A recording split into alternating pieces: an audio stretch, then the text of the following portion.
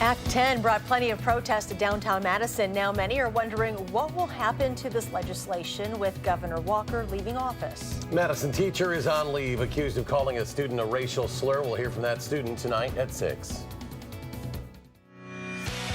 This is News 3 at 6. This week's election has reignited the hopes of teachers here in Wisconsin. That's in part because they believe change is on the radar of the state's governor-elect. News 3's Jamie Perez talked to the Madison Teachers Union about what they'll be pushing for next year. Jamie? So the question on many of their minds is what's going to happen to Act 10, the law that removed most collective bargaining provisions from state law. With Tony Evers scheduled to take over office come January, many teachers are standing by, waiting to see what the future holds for them. Literally tens of thousands of people started to descend upon the Capitol. You remember the 2011 protests, or at least more than 100,000 people do. This is not about protecting our pay and our benefits. It is about protecting our right to collectively bargain. Governor Scott Walker introduced what would become known as Act 10 just months after being elected. This has been a really difficult time for folks working in public education, and we're really looking forward to seeing a change in how we're portrayed in the state. Andrew Wadey hopes that change comes with Tony Evers, who told us in an interview several months ago he would repeal Act 10 if elected. Absolutely. I fought against it when as state superintendent, I spoke at the Capitol. I've seen the either unintended or intended consequences of it. Above it, I think collective bargaining is a right and people should be able to do that. But I've seen the unintended consequences, or intended, I guess someone could say, about how it's driven teachers out of the profession, it's prevented young people from going into the profession, and it's resulted in legislative efforts that dumb down the profession of teaching.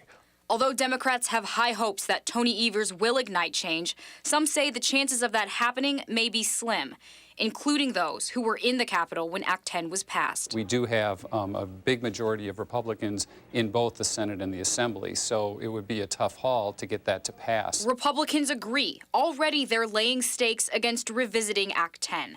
I don't think it's something you could even create any momentum for within a Republican legislature. But that doesn't mean that the teachers union won't try. Working and trying to restore the collaborative nature of government would be a very huge step towards changing the direction that we're headed here in Wisconsin at this point. We reached out to Evers and his campaign managers for comments on when or how exactly he may try to repeal Act 10. His campaign manager told us Evers doesn't think a bill will even make it to his desk. We then asked if he would incorporate language to restore collective bargaining, to which we haven't received an answer for quite yet. All right, Jamie Perez in studio. Jamie, thank you. We'll give yourself a little extra time for that morning commute tomorrow. Meteorologist Dana Fulton tells us why in the Weather Center. Dana? We are looking at, believe it or not, some snowfall, some accumulating snowfall for us, moving in overnight and for tomorrow morning. So the roads will be just a little slick if you're heading out for your morning commute. This is a look at our Doppler track just in the last 3 hours. Snow moving through Iowa and Minnesota. For us, a little closer to home, starting to see some light flurries there inching into La Crosse. For much of southern Wisconsin, still just cloudy outside. Not seeing those flurries cross over quite yet, but conditions are prime as temps are below freezing for pretty much the entire area. 32 in Madison and Mineral Point right now, a little closer to 30 in Platteville. It's cool outside. The good news, we don't have to factor in any sort of wind chill. Not worried about any blowing snow for us overnight or even for tomorrow morning. Wind speeds are in the single digits. A little scattered breeze for us, light and variable overnight. Snowfall for the morning. Tomorrow afternoon will be close to freezing yet again. Because of that snow in the morning, we do have an alert day in the forecast. Right around an inch of snow expected for Madison. We'll break down accumulation totals as well as timing for the snow event coming up in just a few minutes. Dana, thank you. There are new questions tonight about what kind of relationship Governor-elect Tony Evers will have with Republican legislative leaders and which issues they can find common ground. Rose Schmidt spoke with Assembly Speaker Robin Vos today and is live at the state capitol to share his plans. Rose?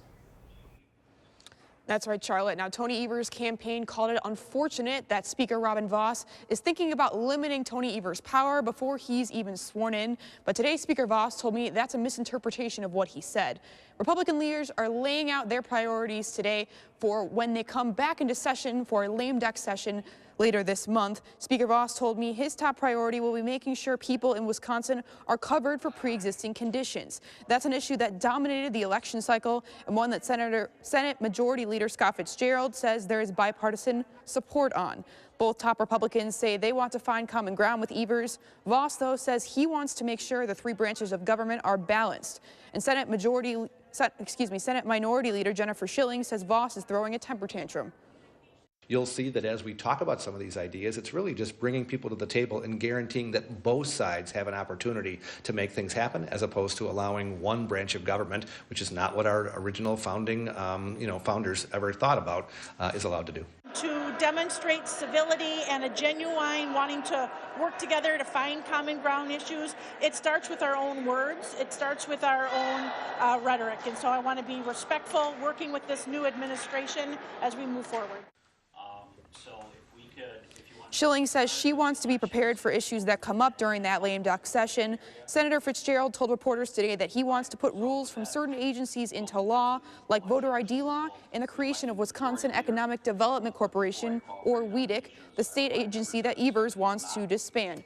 Now, Senator Fitzgerald told reporters today that there are issues that he and Evers can definitely find common ground on, like opioids, maybe even K-12 education and transportation. Back to you, Charlotte. Rose, thank you. Protests are taking place right now all across the country, including here in Madison. People are upset with the president and say he is trying to derail the investigation into Russian interference in the 2016 presidential election. Yesterday, the president requested Attorney General Jeff Sessions resign from his position. He was replaced with Acting Attorney General Matt Whitaker. There are fears that Whitaker may have a hard time defending the Department of Justice's independence since he is close with the president. Congressman Mark Pocan was at tonight's protest. As much as you're out here today to protect our country, to make sure the Mueller investigation continues to stop the obstruction of justice, we have to stop the obstruction of justice in this state as well. New York City and Washington, D.C. are two of the other cities taking part in the Nobody Above the Law rally. Lawmakers will discuss a $100 million tax break designed to keep an Appleton area plant open. Kimberly-Clark wants to close its paper products plant in Fox Crossing. The plant employs about 500 people. The legislature's budget committee will meet on Tuesday. Right now, there are not enough Republican votes to pass that measure. Outdoor lovers are hoping Governor-elect Tony Evers will re-energize the DNR after years of cuts under Governor Walker. The governor has scaled back on environmental regulations, cut tens of millions from the agency's budget, and eliminated positions. Governor-elect Evers did not emphasize the environment or outdoor issues while campaigning, but some hope he'll make major changes at that agency. A Madison elementary school had some students stay late today. There was a shooting on Northport Drive near Lakeview Elementary. Police say someone began shooting at a car this afternoon. Bullets hit the trunk and got stuck in the back seat. No one was hurt. School leaders kept students who walk home from school until police cleared the scene. A Madison teacher is on leave tonight. She's accused of using a racial slur against one of her own students. Our Keely Arthur spoke to the student and the district today and joins us with more on this story. Keely. Well, this teacher was asked not to return to Hamilton Middle School pending a district investigation after student Ashaya Wilson says she yelled the N-word at her.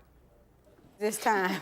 It's a Thursday afternoon. Ashaya Wilson is normally in school, but today she's home, feeling much safer in the care of her mother, Ruby Clay, Crack me up. than a teacher she once considered a mentor. We went from here to here. Their student-teacher relationship went downhill last Tuesday at Hamilton Middle School.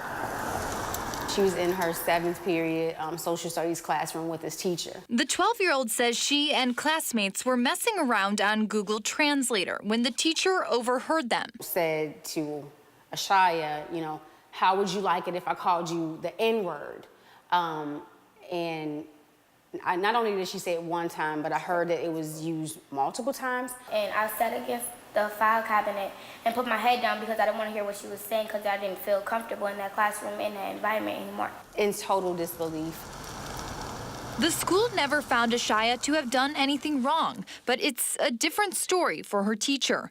A spokesperson from Madison Metropolitan School District told us, quote, as soon as we were informed, school staff began investigating. The teacher was told not to report to school while that investigation took place. The school and the district is very concerned about the situation and are acting quickly to determine next steps. What she did is inexcusable. and definitely not a place that should have ever happened in a classroom with 7th grade students. On top of that, you're a social studies teacher. I don't know why you even thought it was a good idea to use my daughter as a history lesson in this classroom. Not acceptable. Now, Hamilton parents were also sent a letter about the incident. We have a copy of that up on our website, channel3000.com. All right, Keely Arthur reporting tonight. Keely, thank you. The Henry Vilas Zoo is getting one of its most popular animals ready for winter. Plus, a Janesville police officer has resigned after being arrested. This story, the details, just ahead.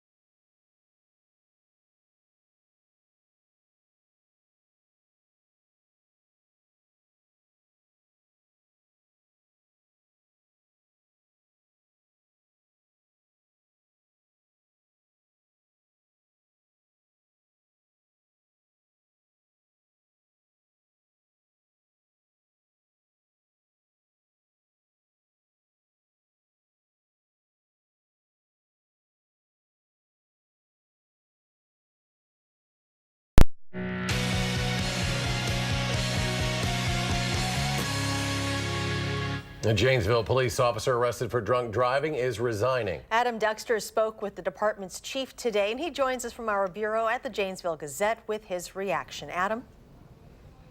Well, Eric and Charlotte, Officer Jose Torres had joined the Janesville Police Department about a year ago. And like all new officers, the first 18 months he spent on the force were considered a probationary period, which Chief David Moore describes as an extended job interview. But after failing to show up to work and being arrested for drunk driving, he was forced to resign yesterday. Jose Torres joined the Janesville Police Department last year. And like all officers, he was put through an 18-month probationary period, something he was still in when he was put on leave last week for attendance issues.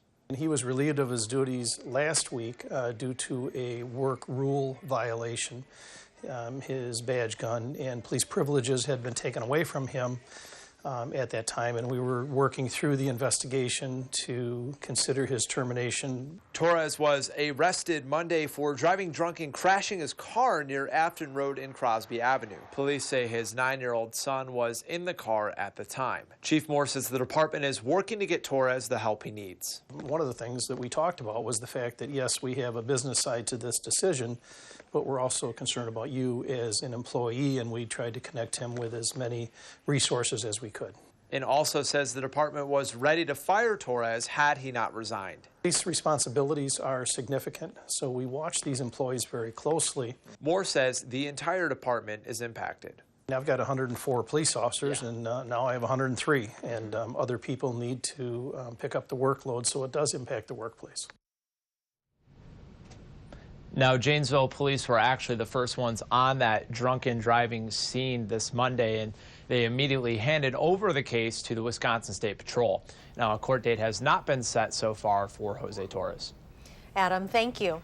This summer's record rainfall and historic flooding are still having an impact on people across southern Wisconsin. One man in Cross Plains, Jeff Meyer, had a 30-foot river running through his lawn, and more than a foot fell in just 24 hours. The damage cost him about $40,000 to repair. He had to pay for that all out of pocket. But how common is this for our area? Meteorologist Dave Caulfield spoke to experts about whether flooding is the new normal for southern Wisconsin and the pros and cons of flood insurance. We'll have more on that story tonight on News 3 at 10. For tonight, though, we are talking about snow chances entering in right around midnight. They'll certainly be impacting your Friday morning. We'll take a closer look at timing and exactly how much will be coming through southern Wisconsin right after the break.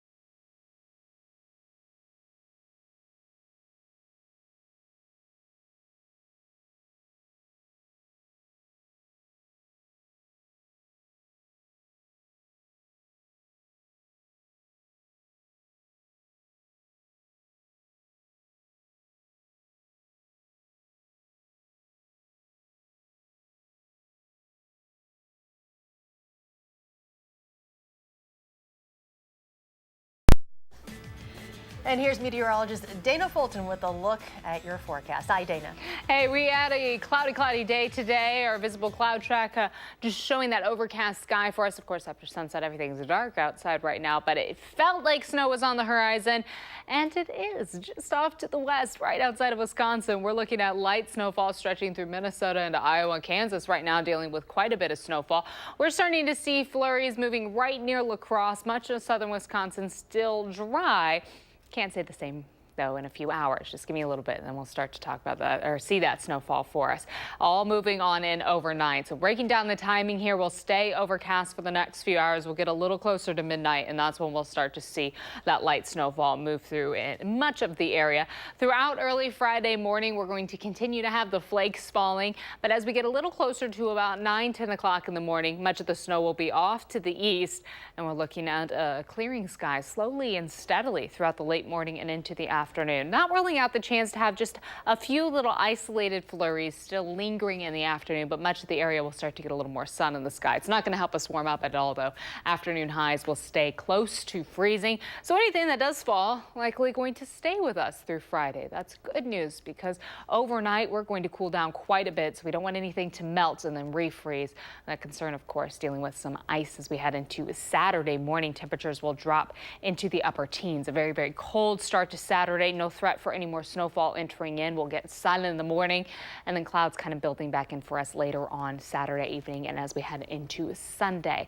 Overall snowfall potential right around an inch for us in Madison. And then as we look to the eastern side of the state, our accumulation totals getting just a little higher, and then off to the west, expecting more trace amounts. So yes, as our snow chances get closer to midnight, that's when everything will increase and then will steadily decrease throughout the morning and into the afternoon. By later on, not looking at any snow chances even as we head into Saturday. Please give yourself a little extra time on the roads in the morning because the roads will likely be pretty slick for us. Slow down, keep your headlights on. Of course, stay alert to any changing road conditions. We do have that alert day in the forecast for tomorrow because the roads will be so slippery.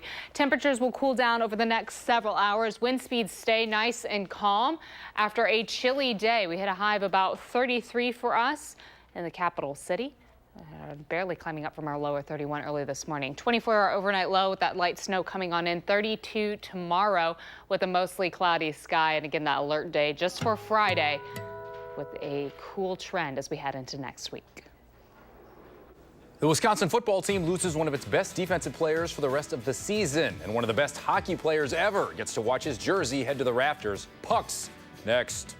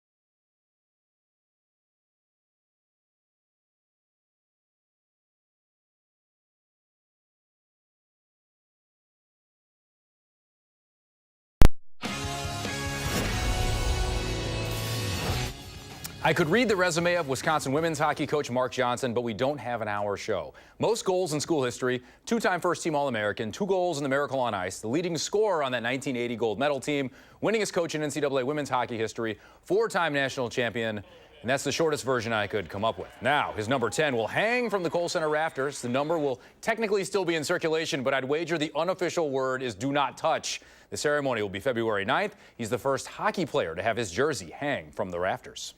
I started as a stick boy, watching games at the Coliseum in between the benches of the home team and the visiting team. So I got a first-hand view and up-close view of Wisconsin hockey. And as I was growing up as a young player, you always dreamed and hoped that one day you got an opportunity to put on that jersey. To get the honor of having your jersey hoisted up to the rafters is certainly an honor and certainly very special. As I've told people for many years, hockey's been good to my family. It's provided me a lot of opportunities, a lot of wonderful memories, and some great friendships along the way.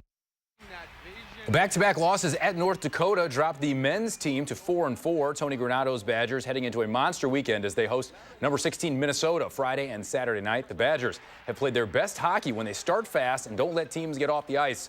Granado wants to revisit that strategy against the Gophers.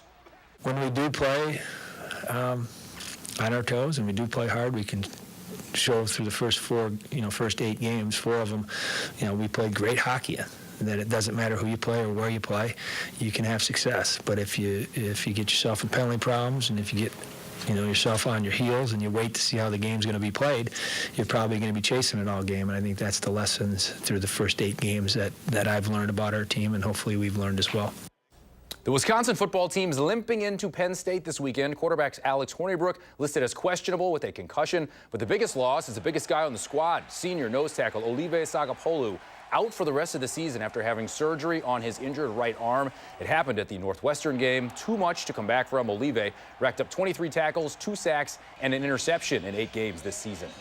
Oh, he was playing really good, and he's done that for a long time. It's hard. I mean, he played as a true freshman, and he was playing really well this year. He's been great, kind of how he's handling it, but you feel bad for him, anytime guys miss games, but particularly seniors.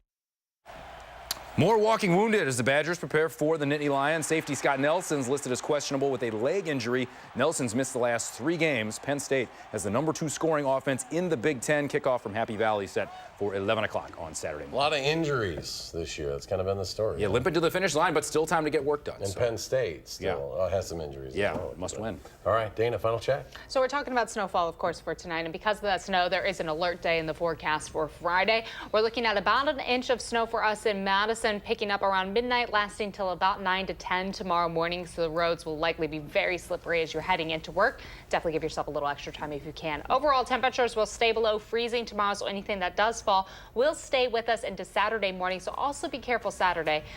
We may need some salt down on the sidewalks is what I'm saying. All right. Thank you. Thanks, Dana. Thanks for joining us for News 3 at 6. Enjoy your evening. We'll see you back here at 10.